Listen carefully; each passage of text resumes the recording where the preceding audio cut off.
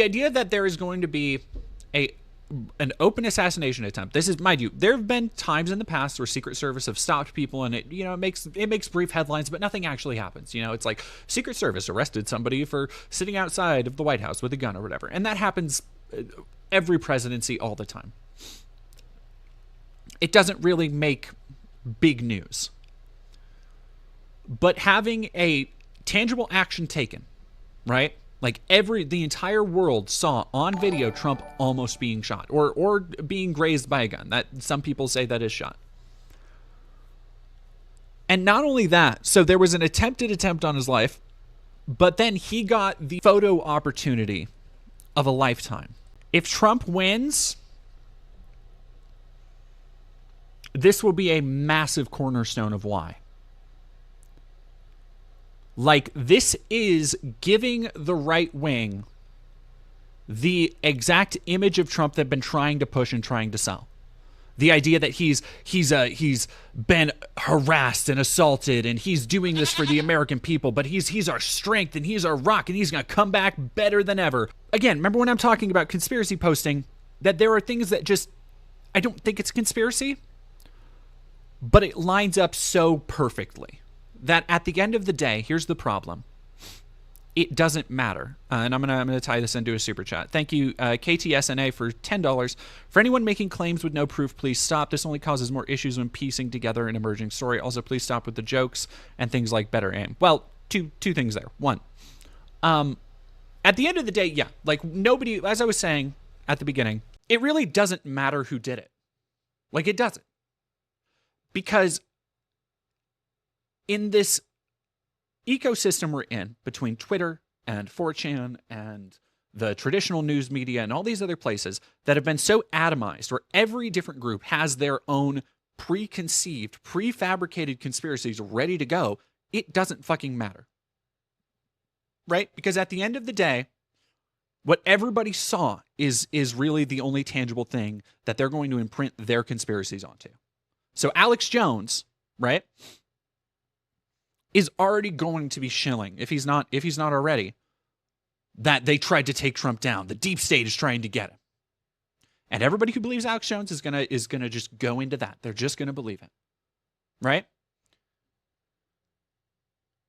The people who want to have a narrative already have a narrative over it. And that goes doubly for the Trump campaign. Like, it doesn't matter if it comes out 2-3 months from now that this was, and I'm not saying it is, I'm just saying in this hypothetical, if it comes out that this was a faked assassination attempt, that they tried to position it and make Trump a martyr, and it worked in the polls, it won't fucking matter, because that'll be 3 months from now. That'll be 3 months worth of propaganda they got off of this. And they'll be able to say, nuh-uh, the people telling you that are not. So it doesn't matter. Yeah, somebody is saying it's all political theater. So for people asking, what do we do? Honestly, I feel like everybody kind of has already realized, what can we do? You know, that's the thing. The other thing that has really reminded me of Epstein is that, like, the second you heard Epstein died in prison and everybody went off on their conspiracy theories, that was the moment. Again, it was another case of, like, it doesn't matter who's responsible. The people tangibly responsible for crimes against humanity, crimes against children, whether they're the Clintons, whether they're Trump, it doesn't matter. They're not good. They weren't going to see, like, at that point, we knew that they weren't going to see punishment for their crimes. So Biden campaign is already on the back foot. And this, you literally cannot buy propaganda this good. Like, not only does it personally embolden Trump's martyr complex, embolden the narrative that everybody on the Trump side has been pushing. We saw it if you've seen my CPAC video. You saw all the people who sincerely, deeply believe that this billionaire who wouldn't spit on them if they were on fire is sacrificing for them. And now he has literally shed blood. And they are going to depict that as for the American people. That this is all for them. And that's going to have a couple knock-on effects, I think. I think it's going to have a knock-on effect with the militancy of Trump supporters, where it was 4 short years ago, but I went to counter-protests against Trump people, even though it was just like college groups and stuff around here. And every Trump person was brandishing a gun because they had just listened to all of the narratives about Antifa and Black Lives Matter burning things down. And that's what they sincerely believed anybody who opposed them were and were capable of. You know, like everybody was Kyle Rittenhouse brained. And I think that's going to get worse. Because now it's not just a matter of them believing that, oh, Antifa is going to come and burn down your city and George Soros is going to ship him in on buses. It's also a matter of they tried to kill our president. So that is a massive thing that you have to be, you personally, whoever is listening, you have to be careful of. Is that you cannot just go up, if there's a protest or something, you cannot just go up and start yelling in people's faces. Because there are going to be people out there who literally believe that you and people like you were responsible for this. And they are going to draw that conclusion. And the scary part is that is probably going to end in some kind of violence. So yeah, surrounding yourself with people who know you, who love you, who care about you is, you know, it's the exact same thing we were talking about, like with trans care the other day. It's like it is more important now than ever to be surrounded by people who are able to support you, and not just like your friends and your close, you know, your buddies and your pals, but to create networks of mutual aid and create outreach in your own community. This I was talking about it earlier. It's not just a queer or trans thing, although it certainly can be if you are trying to create outreach within your own queer community, wherever you may be. This is something that is bigger than just you, or bigger than just whatever identity groups that you happen to fall into or identify with. You need to have plans in place so that if you go to a rally, if there is a Trump rally or an anti-Trump rally or whatever, and you want to be there to support people. Jade, thank you for super chatting. New Zealand, $5. Love your stream content. My main concern is how Trump will leverage this to his advantage. Now his base will respond regardless of facts. Yeah, his base will respond positively. Like, here's the real crazy part, or the real part that will drive people crazy, is that there are going to be people swayed by this, right? Like, there are going to be people down the middle who might not like Trump, and they'll vote for Biden. They don't really like Biden either, but they're going to be swayed by this because this is going to be pushed endlessly by the Trump campaign as an example of a couple things. It's going to be an example of how much he's winning, which is why the left wants him out of there. How much the radical left is wanting to take out America. They want, because Trump, here's the narrative they're going to go with, mark my words, is that Trump is fighting for you, the regular person. And by attacking him, they're actually attacking you. So to get back at the elites, the globalists, the George Soros and Biden, whoever the fuck they blame, the narrative is going to become, you need to vote for Trump. And that will work on a bunch of people. Not applicable. Thank you for joining. And yeah, that photo is going to go alongside the, it's going to go alongside the mugshot. Like, it's going to be one that is in a couple days.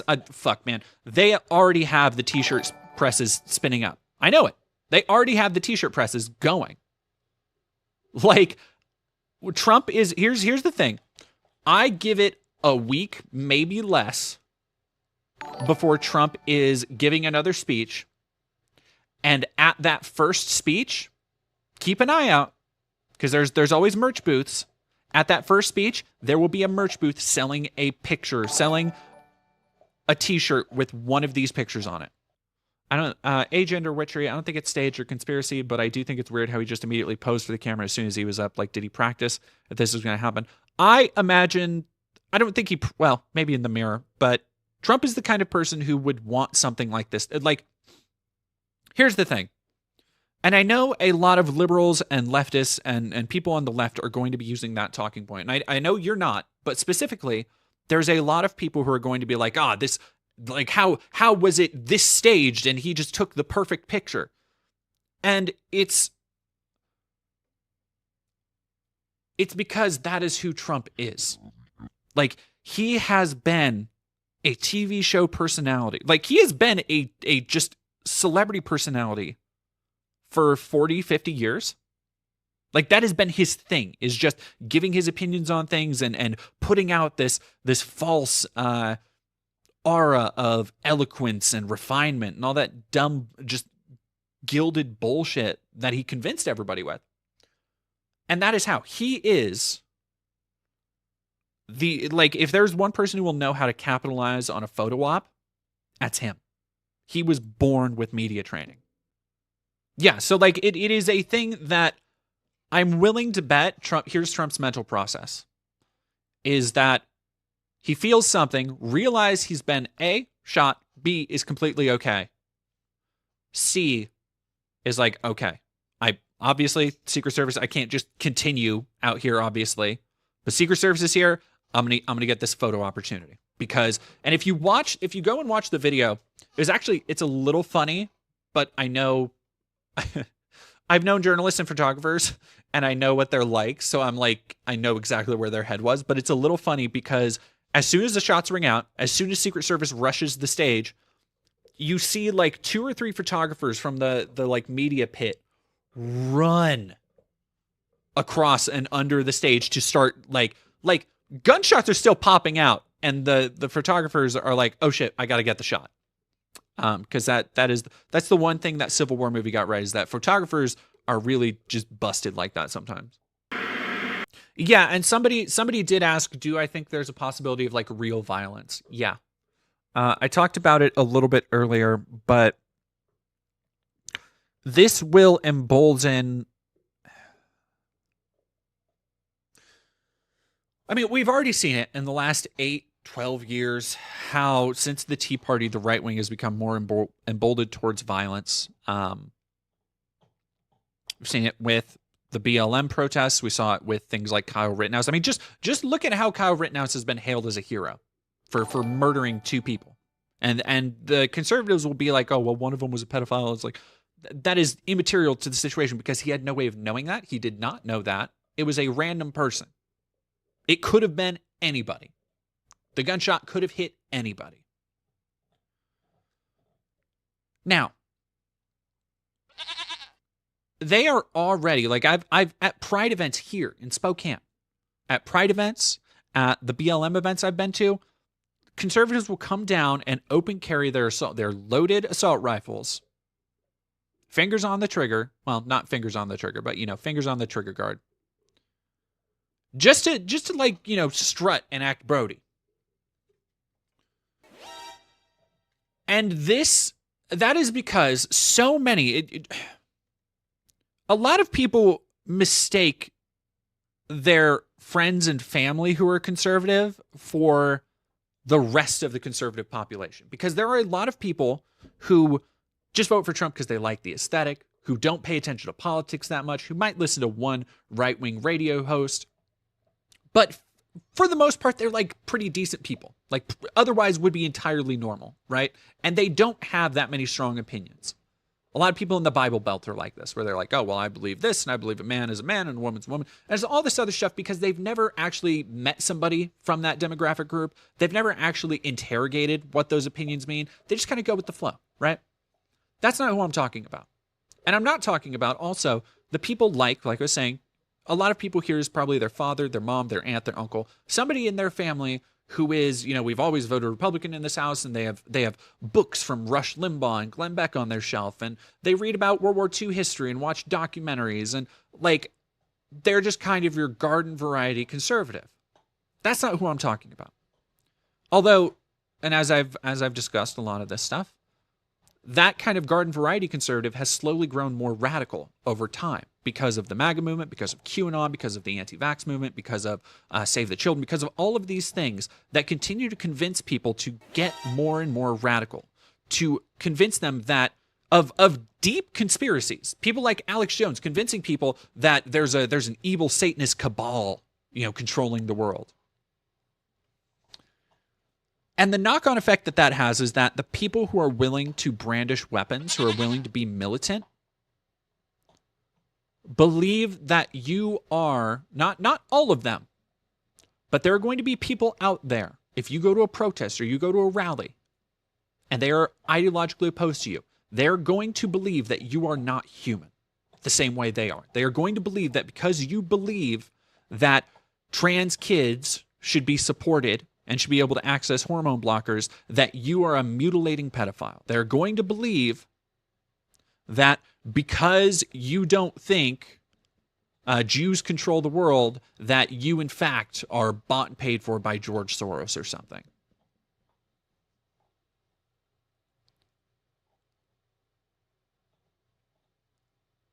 So to answer that question, is there a chance of like real violence spilling over? Yeah. Unfortunately, I think there is. And like I said earlier, the only thing that we can really do at this point is to be prepared for that eventuality. If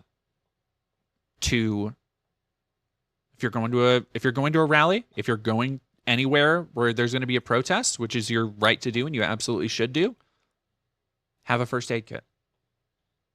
No escape routes. Keep in contact with the party you came with.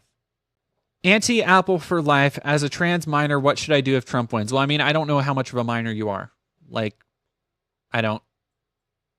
It's hard to say. Like, because if you're a minor, you don't have the ability to move on your own. You're probably dependent on your parents. I don't know if your parents support you or not. What I would hope, and what the eventuality. Because for those who don't know, trans people are not having a great time right now because Trump just came out yesterday with a message that said that they're effectively going to try and ban federal support, which the mention of a lot of people are differentiating between banning HRT across all age groups, which would be very hard to do, and banning federal support, which is what Trump actually said. The difference there, however, I don't think is quite that consequential because I think it'll be taken as banning all HRT for a lot of states.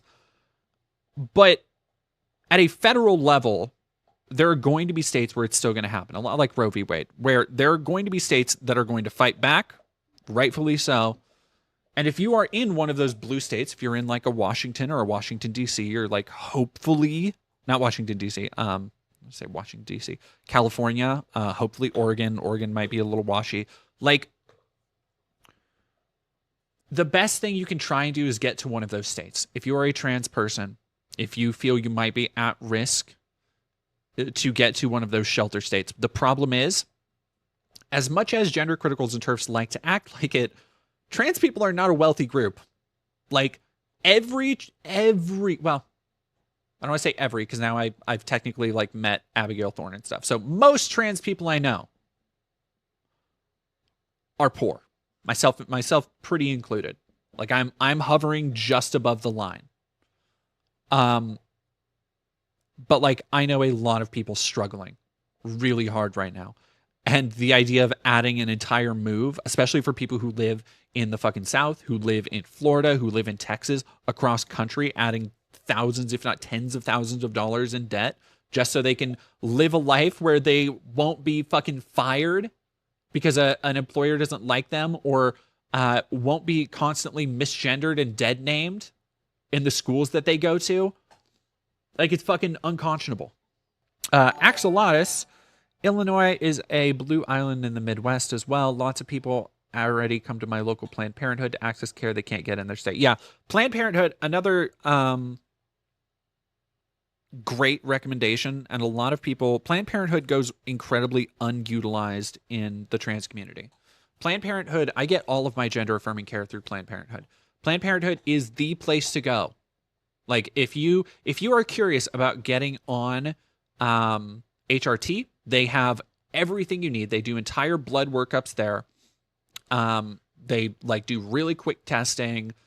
Like, it's a great environment, and they usually have staff who have already dealt with that stuff, which is a thing that a lot of people, when you go to your primary care provider, and this has caused a lot of problems for a lot of trans people, if you go to your primary care provider, odds are, if it's just a regular run-of-the-mill like clinic or place that you go, they probably don't know about trans care. Planned Parenthood generally does.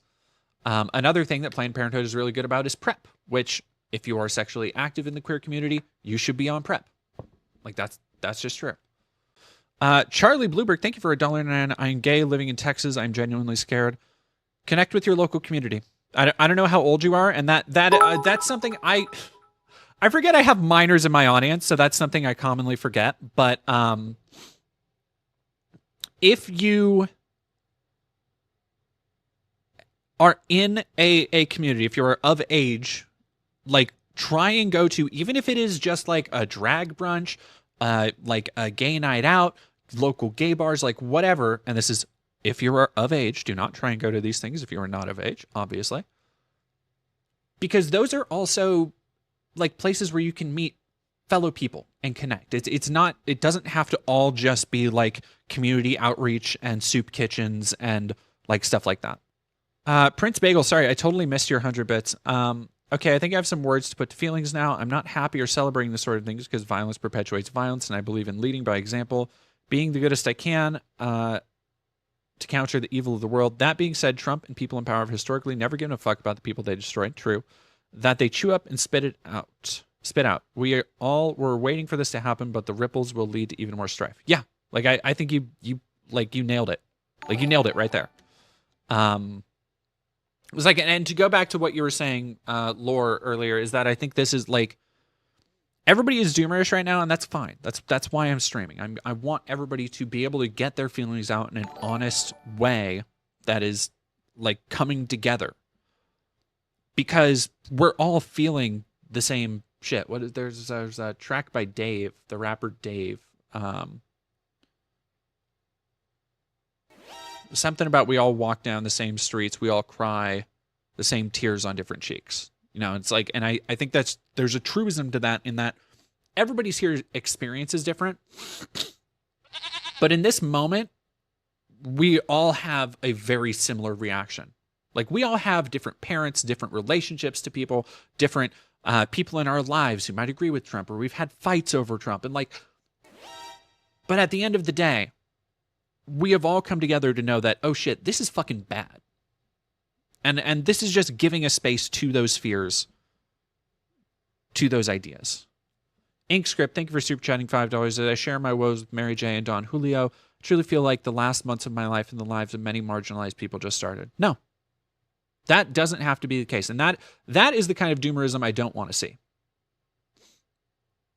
Is I don't want to see people saying that it's over for you, because it's not. It doesn't have to be. If you live your life for anything, let it be just out of pure spite. Diz is living. Thank you for the highlighted message. Just yesterday, I went to the store, and while I was walking in, some guy sitting in the parking lot stuck his head out the window and kept yelling "no rainbow shit" at me. He saw short hair and got so mad that he felt the need to keep yelling at me while I was just minding my business. Sorry, I laugh at that. It isn't funny, but it's also a little funny. Like, that's the, I laugh at that because that is the kind of situation I would laugh at if I was in it. Not because it's funny, because that sounds like, that is scary. Like that could be you don't know anything about that person. That is genuinely dangerous. And again, it goes hand in hand with what we were saying earlier about radicalization, is that there are people who believe, and thanks to libs of TikTok and people like Matt Walsh spreading the narrative that like there's a trans epidemic of transgender shooters. There are people who now also see trans people who are, like, by and large, probably one of the least violent demographics out there. But conservatives now see them as unhinged lunatics. And guess what? Like, people are going to use that, just like they have with racial minorities, just like they have with all kinds of identities over the years, is that if they're told that they're dangerous, then they are able to justify repelling them with force because of the danger they've been told about. Doesn't matter if they actually are dangerous. And so that's just another thing to keep in mind moving forward. My sister wanted to say something to him, and I had to tell her not to, that she doesn't know what he will do or he will hurt us. Yes, Diz is living. You did the right thing. That's another important thing to think about. Is there is a difference between, by the way, somebody, I don't take this as me saying like back down, but there is a difference between running away and knowing when it's not worth it, right?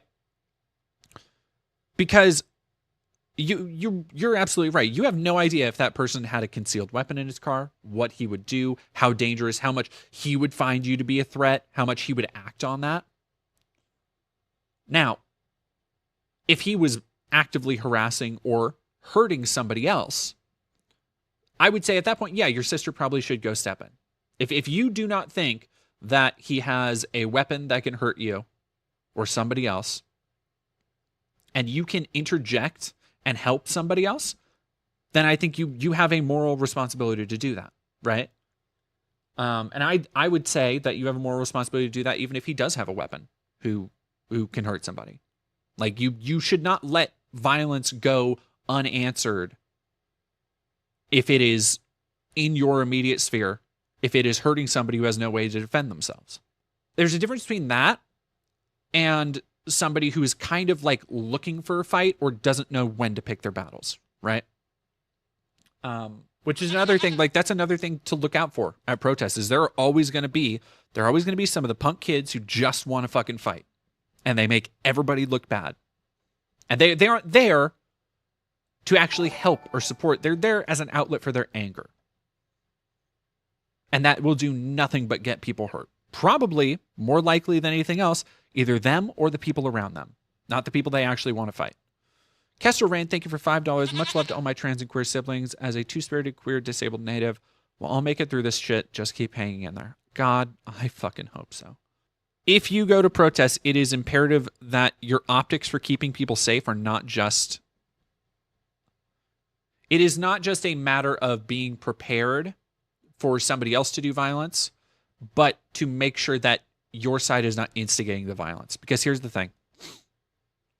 Those people will not look out for you. The people who are trying to start shit on your side are not the kind to care about their fellow person. If those kind of people, the kind of people who go on the left side to go and start shit, not to stand and protect others, like you saw a lot of Antifa who did that, who would put up shields, who would help others in their crowd, who would throw back tear gas canisters. But the people who are there to just like break shit and set shit on fire, not necessarily for any grand political cause, not because they actually believe in what they're doing, but because they want to set shit on fire because it's fun. And when the tear gas canisters, I'm speaking from experience, when the tear gas canisters start popping off, they will not be there. They will not still be trying to hold the front line. They will not be handing out water to get the tear gas out of the eyes and mouths of the other people protesting alongside you. And so, like, you need to do your best to try and control and silence those people because they only get others hurt. Now, some people... And do not get it twisted. Really quick, I'll answer these super chats. Mythical Phoebe, thank you for $10. I know I'll get hate for it, but I used to be an extremist conservative. I just want to send a message that it's never too late to turn a corner. Accept yourself. I started HRT 3 weeks ago. Congratulations. I am very proud of you. Sophie, thank you for $4.99. I'm really freaking out. Is this as big of a deal as I think this is, or am I catastrophizing? Probably a little of column A, a little column B. If I'm being honest, I can't speak to your own experience and how much you're catastrophizing, but you're probably catastrophizing a little bit too much. I see that a lot. Even, obviously from my own community and everybody, is that, yeah, these are dominoes that continue to fall and they do continue to get bigger and worse. But there are still so many things we can do. And it is not as though we're going to wake up tomorrow, the day after today. It is not as though when we go to sleep tonight, we are going to wake up tomorrow and the fascist world order we have been dreading is going to be in effect. So what can you do? You can use tomorrow and the day after that and every day until that day to form bonds, to form mutual aid groups, to help educate and illuminate, to help dispel people's lies. Because as we just talked, Mythical Phoebe just sent in a couple bucks. I used to be an extremist conservative. I just want to send a message that it's never too late to turn a corner and accept yourself. Now, I don't know Mythical Phoebe's story, but I think if her only experience with the left, I'm assuming gender, I think if their only experience with the left was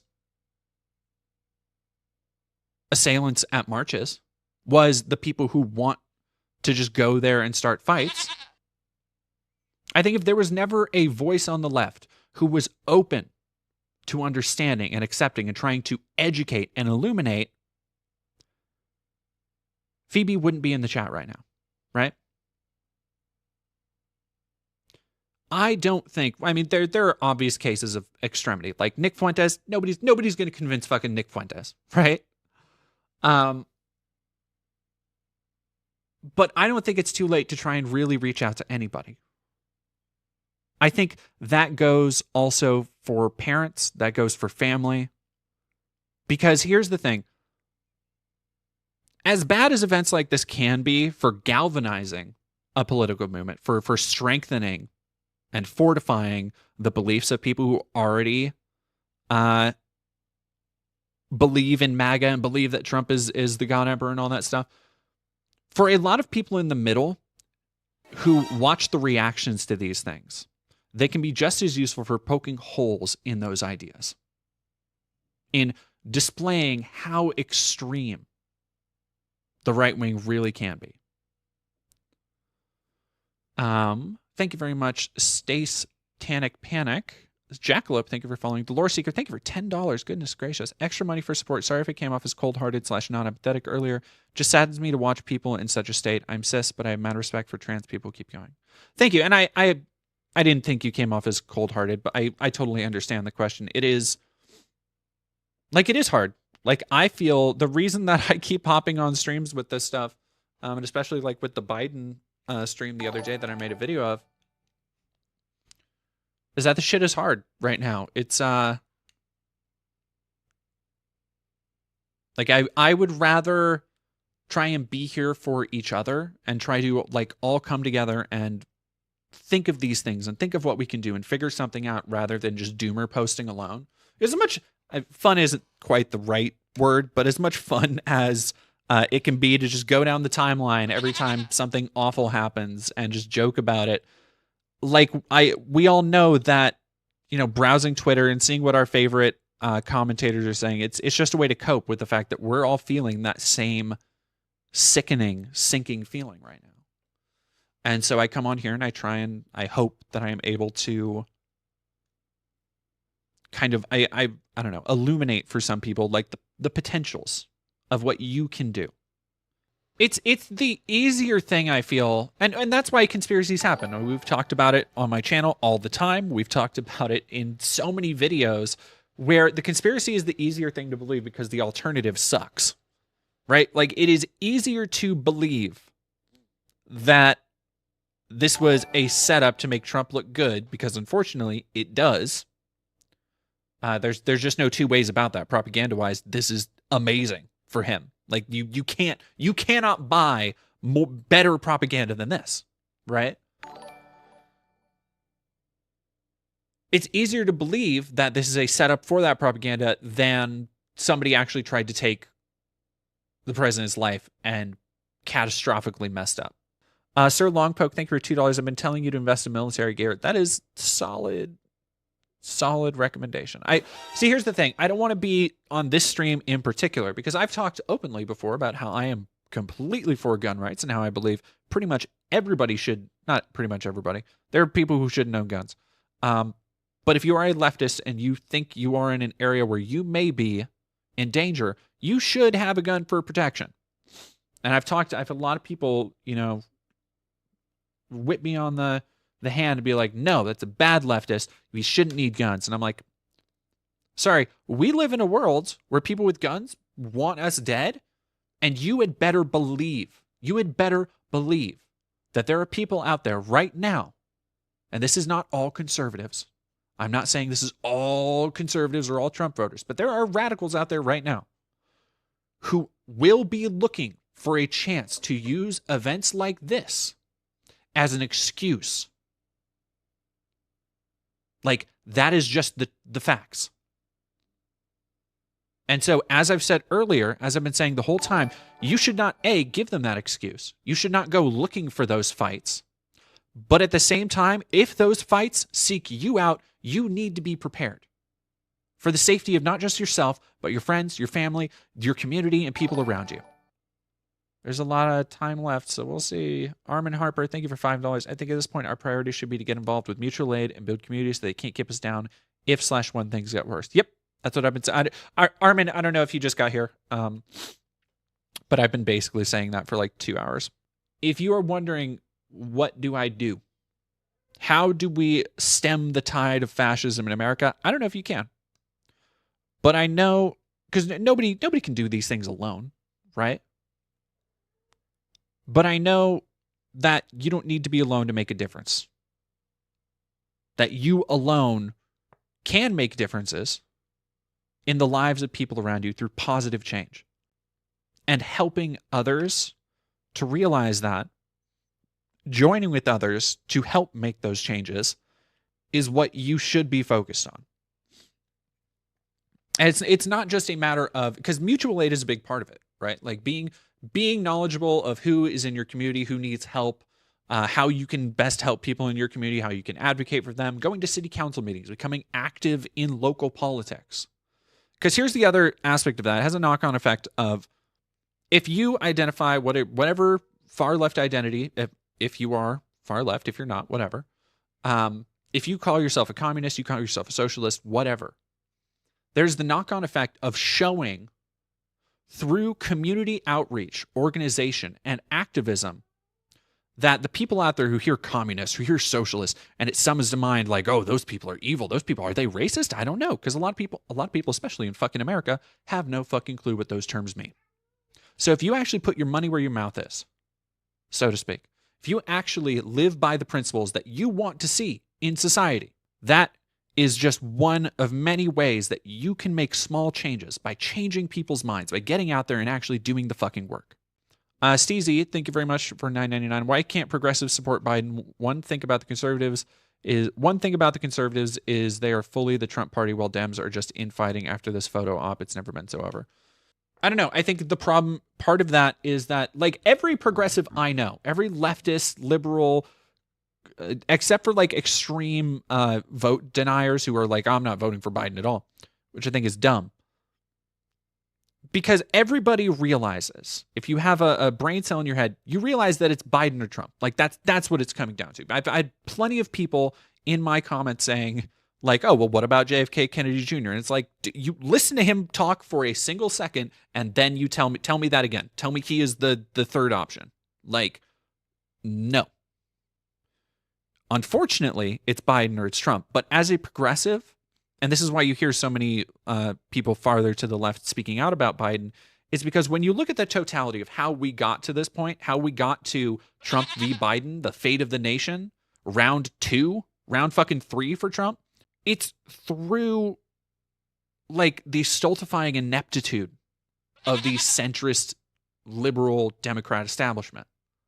Through people like, it's ironic that Nancy Pelosi is now even saying, like, at least inferring Biden should step down, because it's the people who for so long have been telling us, oh, they go low, we go high, who have been relying on identity and respectability politics while their opponents have continued to lie and smear them and pass conspiracies that have constantly endangered them. Like, people don't remember the shit that happened during Trump. Like, do you remember the dude who broke into the Pelosi's house? Like, do you remember Comet Ping Pong and the pizza parlor?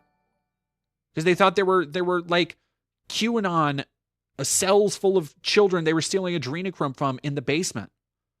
Do you remember, what was the dude, Cesar Sayoc, who sent like bombs to members of Congress? Was it Congress?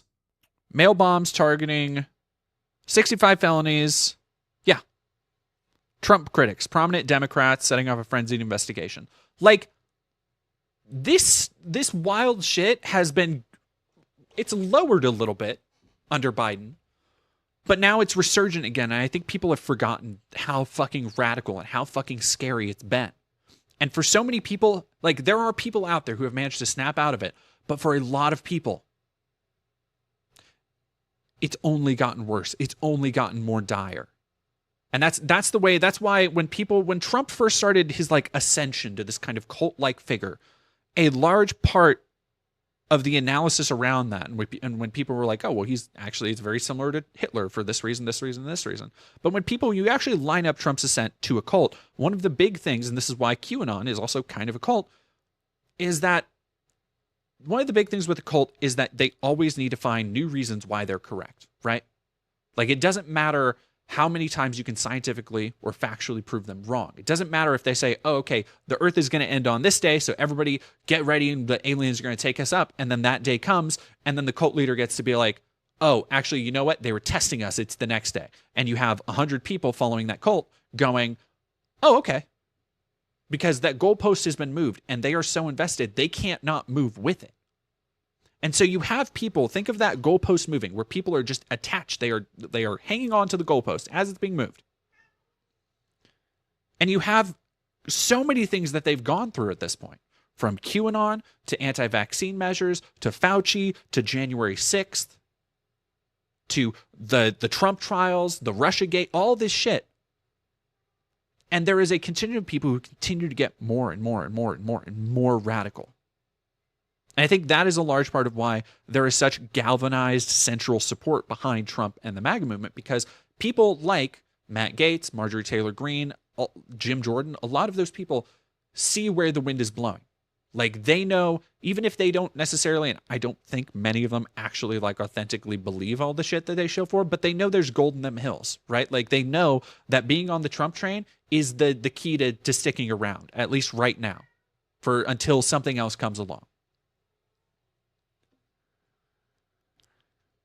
And I think the problem with why progressives have a harder time galvanizing behind Biden is because there's very little he's done tangibly to stem the tide of that continuing extremist rhetoric, outside of simply trying to reach out and trying to like, it's like you have somebody who thinks you're a murderer, and you're not, but they wholeheartedly believe that you are. And you try and invite them over for cookies. And that's Biden, right? All of these people already hate him. Like, there is such a contingent of Trump voters who hate Biden. And he has done a lot in the last 4 years to try and just kind of smooth that over, to try and work with all the Republicans in the Senate and the Congress. And not a fucking thing is taken. It hasn't worked at all. And that complacency is a large part of why we're fucking here yet again.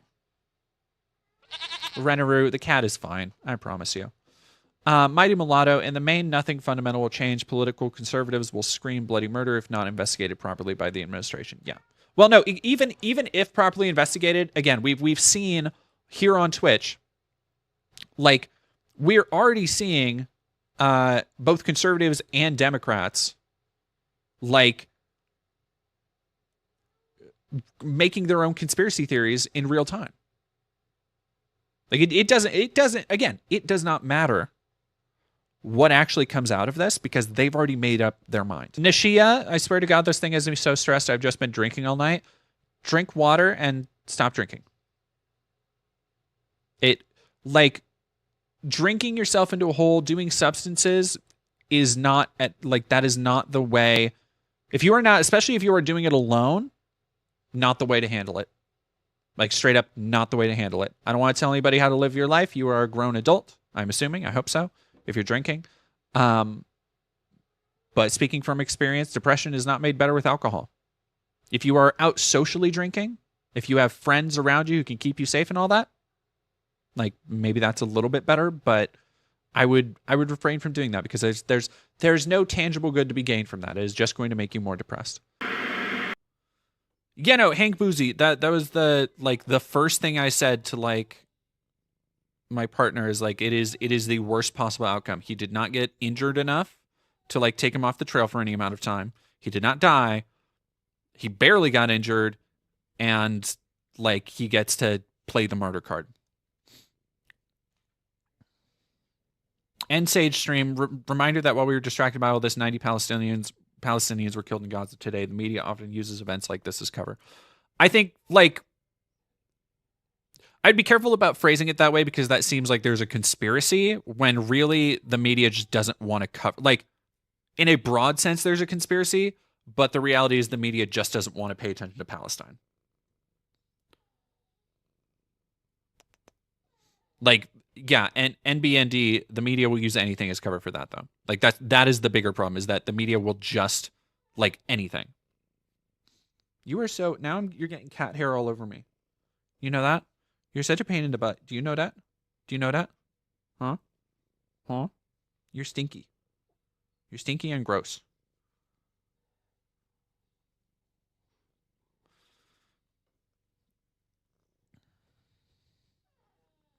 Oh yeah, and I know you didn't end Sage stream. I want to caution against using that particular verbiage. Yeah, angry goose. News about Palestinian genocide so last month doesn't get any clicks anymore. Unfortunately, probably true.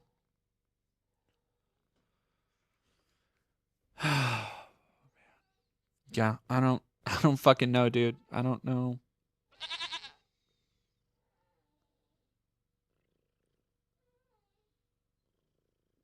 Hello, cat. Hello, little cat. I think my cat's trying to make me feel better by snuggling up and being all cute and cuddly.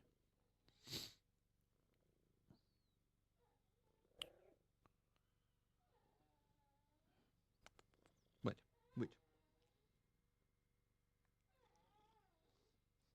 Dermot Fenster. No, my dog is a lab pit mix. Lab pitty.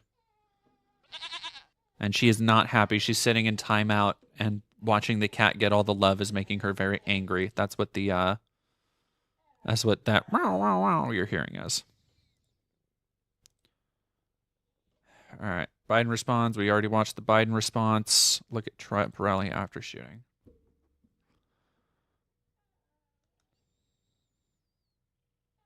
I go back to NBC's Dasha Burns. She's outside that Trump rally. She was there when the shots rang out. We're obviously grateful. You and the rest of our team are fine, the other journalists, but we do recognize 2 spectators were hurt, 1 killed, another in critical condition. Dasha, you have had some pretty heart-wrenching interviews today. People saw a lot of things you can't unsee. Yeah, Lester, that's absolutely right. People who came to a Trump rally, some of them for the first time, looking forward to seeing the former president. There was music playing, people selling merchandise, people eating food, people reuniting with friends here, not expecting anything like this. Let me just set the scene for you right now. We are in the parking lot outside of the venue. Sirkin, our cameraman, is going to show you. People are kind of in a traffic jam. I don't know why it's so low. Okay. This was a one-way in, one-way out kind of road situation. This is Butler County. It's a pretty rural county. Not a lot of big highways, not a lot of big roads. So people have been, I mean, this is now hours later, and many people still waiting to get out and still waiting and processing everything that they've experienced. I want to introduce you to Tracy, who is stuck in this traffic jam right now. Tracy and Tyler, they're high school friends. They were right there. And Tracy, we've been hearing some of these stories. Can you just walk us through what you saw? Absolutely.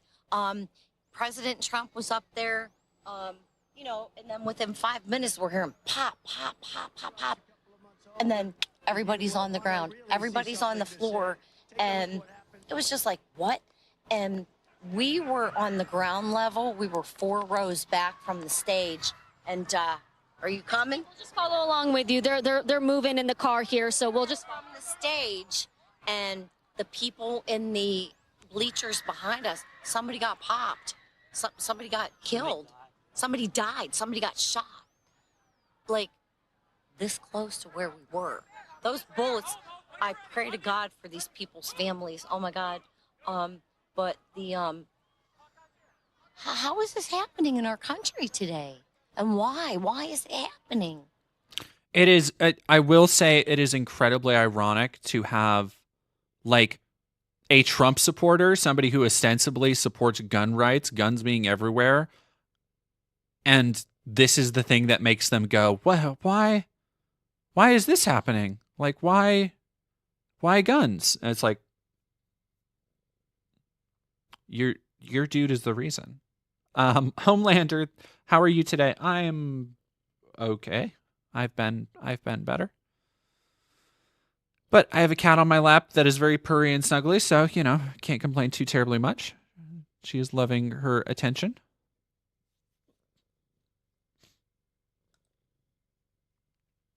And Tracy, you were telling me earlier, you and Tyler, this county, this area. Did you ever think something like this would happen here? Never. Absolutely never. This shows you how much hate and hostility is in our world today. This is not a good thing. We need to all come together. It's amazing. It's amazing how Trump can go up on stage at CPAC and talk about how people need to be tried for treason, which everybody knows you can't say treason and not summon to mind the image of like saying that you want people to die. My cat looks so cute right now, everybody. Just look at her. She's being so adorable. Look at that face. Yes, you. Yes, you. You're being so baby. Like, Trump can go up and lie and spread hate and fear about people coming across our borders and just lying about all these rapists coming into our country and lie about George Soros and all these other fucking conspiracies and spread all this hate. But the second somebody actually retaliates against those lies, it becomes respectability politics, right? It becomes, we need to come together. Like, why is there such hate and hostility? It's like the Republicans bear the brunt of the blame for any hate and violence in the modern political ecosystem. Are you listening to me? Are you becoming a good based kitty? Yes. My good kitty. It's a human race, We need to help each other out. Can you describe this area, this county, this place that you and Tyler grew up? Tyler? Rural. Rural. Cows, chickens. This is farmland. This is farmland here. Butler, that's the county seat, but most of the county's probably farmland. So it's people are pretty easygoing. And Tracy, we talked about, often Trump rallies, people are coming to celebrate, to see the former president. They're coming in with a pretty excited attitude. Can you walk me through what you came in with and what you're coming out with? I came in with hope and excitement. Have you ever been to a Trump rally? Oh, we cover them all the time. Well, how does it make you feel? It makes me feel absolutely great and wonderful. That's a great fucking, I know exactly the expression on that reporter's face when she asked, how does it make you feel? The reporter had to have been just like,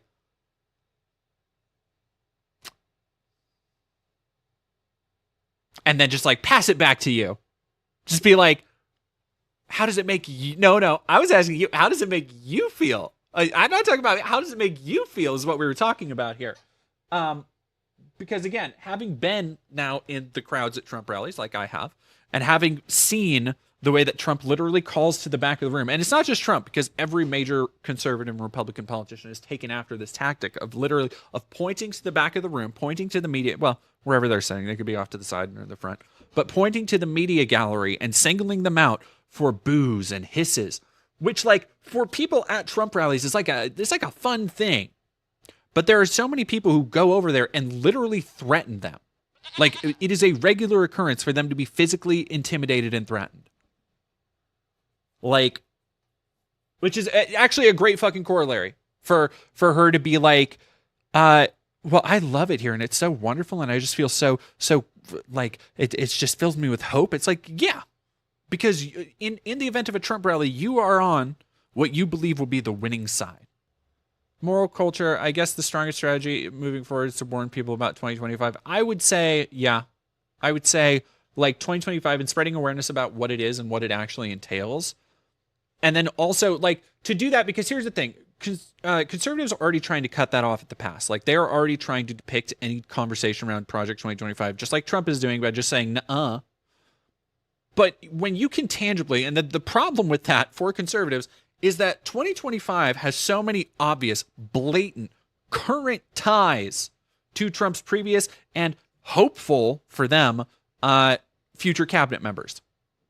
Like, it is so easy to just go and be like, no, this person who runs this with the Heritage Foundation or Center for Young Americans or fucking, what's the Charlie Kirk one I'm blanking on? TPUSA. Like, they're all involved in it in some way, and that this ties to this, and this person was in this, and Stephen Miller was on this video. And like, there's so many different fucking things.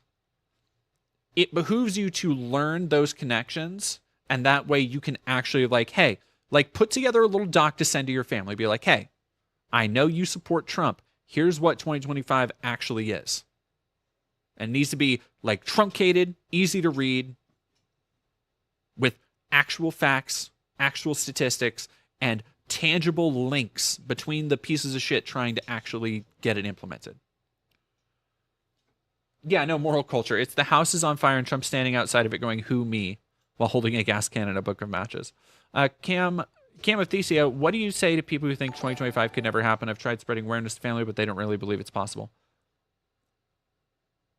Like, would you have ever thought that a president would be found guilty and still be able to run?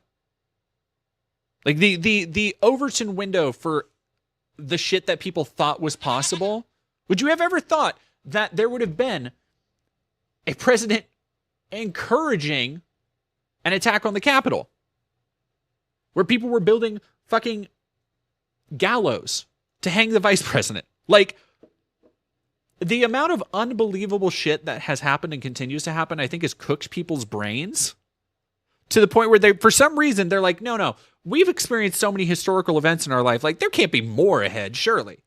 Like, a lot of us started off with the season opener was like 9/11. Then season 10, we get January 6th. It's like, how many more seasons can we go? It's like, a lot, motherfucker. Like, you need to understand that, like, part of the political strategy of conservatives is, and it's leftists don't really do it as much. But part of the political strategy of conservatives is to say, oh, they'd never do that.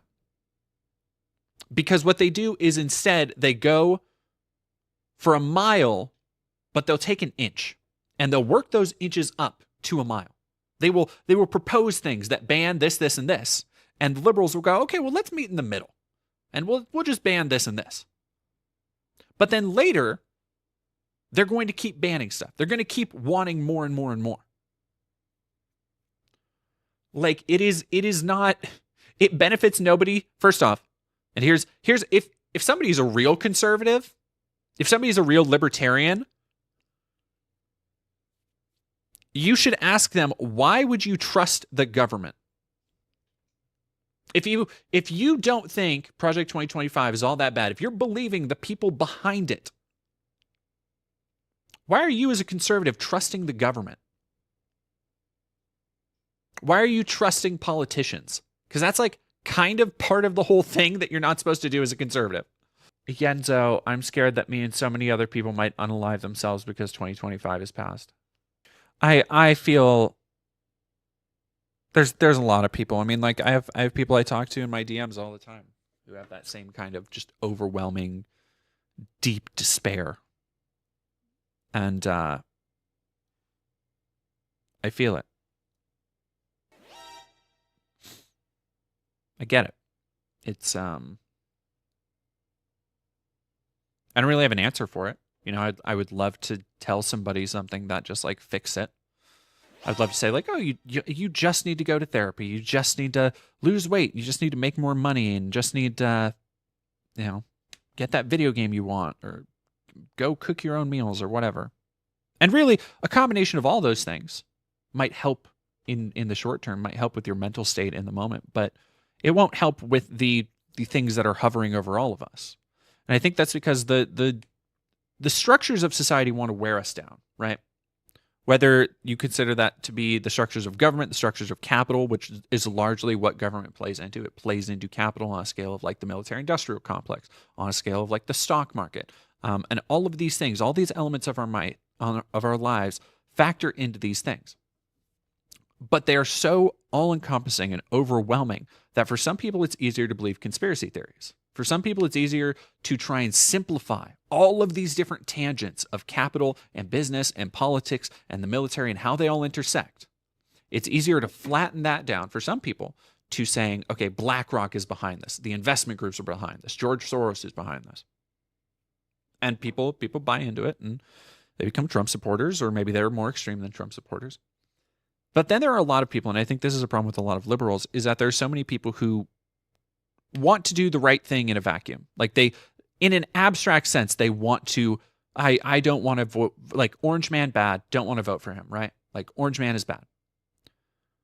But they also, even though they might be slightly cognizant of how things like climate collapse, how things like international wars and ongoing genocides, how things like taking away the rights from trans people or immigrants or indigenous folks, how those might affect them in a larger sense, they know that they are at least insulated enough, whether that's by class, whether that's by race or social standing or whatever. They are insulated enough that they do not need to actively be caring about it.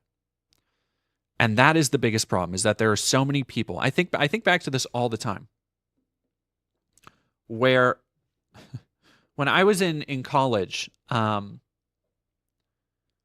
was when I was going to community college, there was it had to have been around 2016, because there was a girl out canvassing for voters. She was with Voters for Bernie, I think, at the time. I was trying to get people signed up, and there was a girl there who looked like fresh out of high school, and she walked up to her, was like, "Oh, hey, just doing the voter canvassing thing. Are you registered to vote?"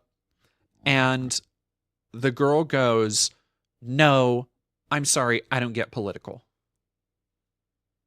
And it was right after, I don't remember what the conversation was, but it was fresh in my head because it was the first thing I thought of, and it was right after a big talk or a big debate about abortion rights, where conservatives were talking about Roe v. Wade. And it's like that is the kind of thing for so many people, and people don't realize how many people out there are like this, where they just don't get political. Like, they don't talk about it. They have internalized it, whether that's from, I can only speculate, but like whether that's from like my family does. They don't bring up politics around me because they know I do more research and I have it on hand. Whereas they just kind of regurgitate Fox News talking points. Versus, other people, I'm sure, like they learned as a kid, no, we just don't talk about politics at the dinner table. We don't talk about politics.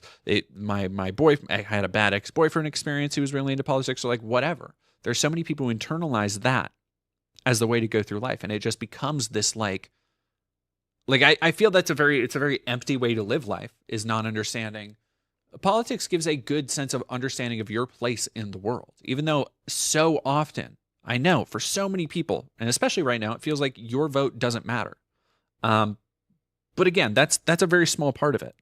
Like, your political impact is much bigger, even as a random person with no platform. Your political impact can be much bigger than just a vote. Because like I said, it can go into mutual aid groups. You can form your own mutual aid groups. You can contact other members of your community. You can get together groups to help out people if they're homeless, if they need help with drug rehab. Like, you can be there to help and support others at protests. You can go to your local community, your town hall meetings, your city budget meetings, your school board meetings, and advocate for things that other people aren't advocating for. Like, those can be part of your community outreach. And whether that is as a commie, as a socialist, as a centrist or a liberal or whatever, you can be a part of the change of your community through those things. Has very little to do with your vote. Or, and I think that's a problem with it, is that so many people, it's one of those things that I think a lot of people, they have their first deep thought, when they get high in college for the first time, or when they're going through their like edgy poetry phase when they're 17, where a lot of kids realize that like, oh, like my vote doesn't matter. You're getting fucked by the Democrats. You're getting fucked by the Republicans. But that's not all politics is. And I think it's super harmful to try and internalize it that way. NBND, for anyone feeling really hopeless and impotent, I suggest researching dual power mutual aids affinity groups and community organizing. Together we're stronger. There's less police than there are civilians. We just got to realize and organize.